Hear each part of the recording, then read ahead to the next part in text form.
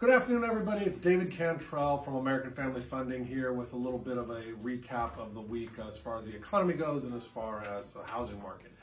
First, we'll start with the economy. You know, as people probably know, the Democrats did win the Senate, which means that there's probably a pretty good chance that that stimulus package that went out recently is probably going to get another round to pop that, to send more money out.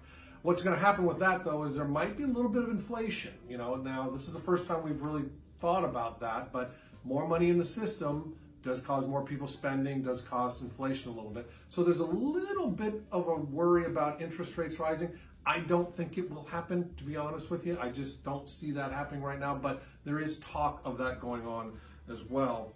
The private payrolls, you know, kind of came down a little bit lower than we were expecting. But again, it's mostly in the hospitality and leisure section because, again, we locked down again, you know, a couple weeks ago, and so now we're seeing the result of that. So not unexpected, but still, people were kind of hoping that maybe it wouldn't be as effective as it was last time. And then last month, the Fed minutes came out and said that they're going to give us plenty of notice before they start cutting their bond purchases. Now, this is important because one of the ways the Fed can control interest rates is not just by cutting and or raising rates, but by buying and selling bonds, because mortgage rates are basically tied to the 10-year Treasury yield. So when they start buying bonds, that makes the price go up, and when bond prices go up, interest rates come down.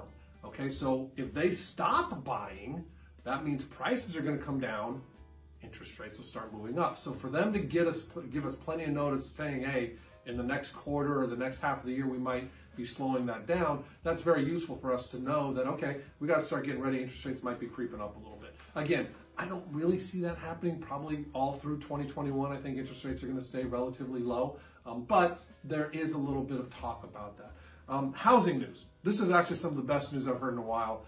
Construction spending increased really strong in November. This is great news. The housing market is, you know, there are plenty of people out there trying to buy homes.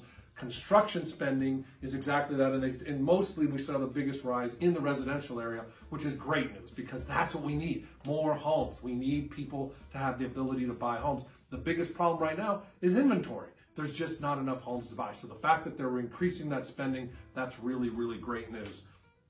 And the other thing that I find interesting, the pandemic is actually kind of changing a little bit of the design of homes in that people are really making sure they have that technology that they need and actually a little bit more space like that. You know, they're now creating more home offices because I think there's going to be a lot of people that are thinking, you know what? I don't have to live that close to that city center anymore because I can work from home. I've been working from home for the last year, right? And so I see the suburban areas are actually going to probably start expanding a little bit because people can work from home, maybe going to the office once, maybe twice a week, but I definitely see that being an effect. And again, that's good because it'll actually start opening up more homes for the availability to buy and sell. So with that, you know, one thing I did want to say, a lifelong Dodger fan, I did want to put my thoughts and prayers out for Tommy Lasorda's family today.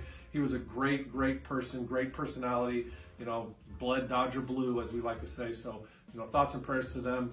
And then until we see you guys again, be safe out there. Thanks.